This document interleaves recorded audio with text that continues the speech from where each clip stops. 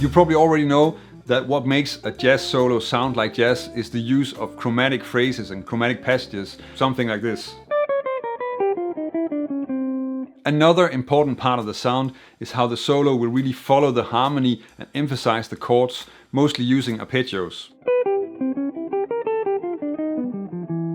In this video I'm going to show you how you can take these two core principles and put them together and make a really easy recipe for creating some really great jazz lines. My name is Jens Larsen, learn jazz, make music. Even if you're not that familiar with jazz, then I think this approach is a really good way to start making some lines that sound more like jazz and that you can easily play. So let's just start with a basic 1 octave C major 7 arpeggio that you probably already know, like this one. You want to add some chromaticism to this arpeggio, and there are a few ways you can do that, but let's start with a chromatic enclosure. So here is a chromatic enclosure that I learned from jazz guitarist Pat Martino.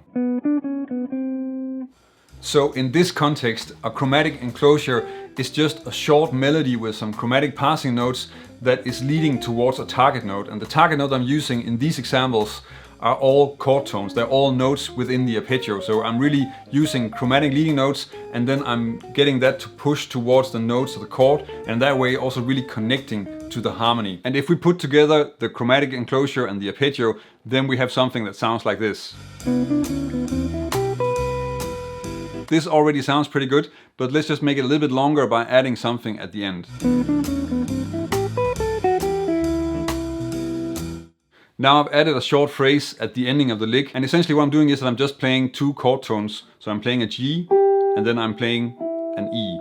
But I'm first, before I'm playing the G, playing a chromatic enclosure around that G, and that consists of first a scale tone above, the A, and then a leading note, F sharp, and then I'm going to the G and down to the E.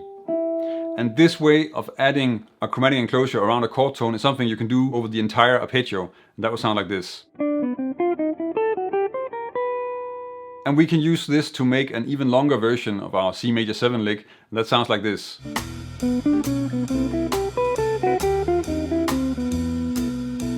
I'm just adding first the enclosure of the G, and then enclosure of the E, and then ending on the major 7. As you can hear, we can do really a lot by just taking the arpeggio and then using some small chromatic phrases that are pointing towards notes within the arpeggio. Let's try and do the same, but then start with a variation on the arpeggio, which is just the descending version. That will be this.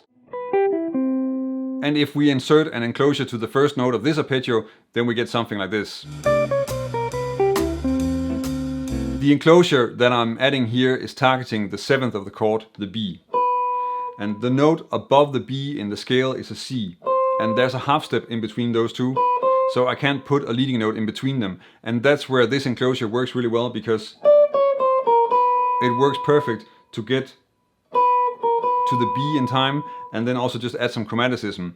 And there's actually another place in the arpeggio where this also works really well, because if we take the 3rd, the E, then in the scale we have an F above that. So again, we don't have a leading note in between the F and the E. And then we can start on the G and play this.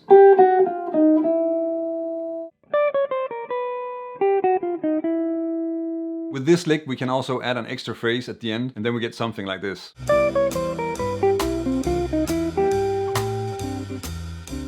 We can make some more variation on how we are playing the arpeggio, and one way of playing the arpeggio that really sounds like bebop, that sounds really great and also adds some energy to the phrase, is to play the arpeggio as a triplet with a leading note. So for my C major 7 arpeggio, if I add a leading note below the C, so in this case that's going to be a B, and then play the arpeggio as a triplet, then that's really adding some fast movement and some energy and emphasizing that high B. And we can also make a line using this that could sound something like this. Here I'm turning that first leading note into a complete enclosure, so I'm adding the D, then the arpeggio as a triplet, some passing notes, and then just down I'm playing some chord tones with the E and the G. A great way to add quite a long chromatic run to your lines is something that George Benson does quite a lot. So he'll play the arpeggio with the triplet, and then he'll really just connect the top notes with a chromatic run. So that means that from the B, I'm gonna run down in half steps to the G. So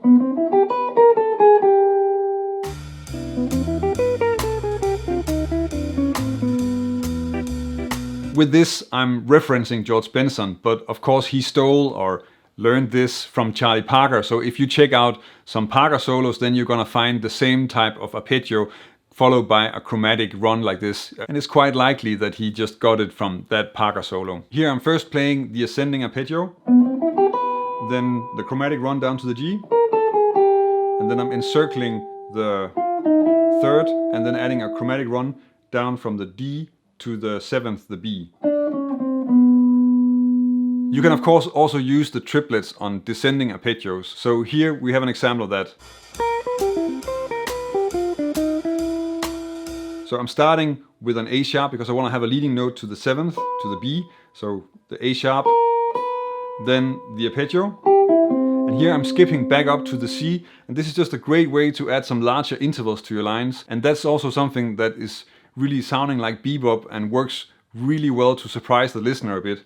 So up to the C, and then I'm really just playing an enclosure around the B, down the arpeggio, and then another enclosure of the E, where I'm starting on the F here, and then moving up from D to E.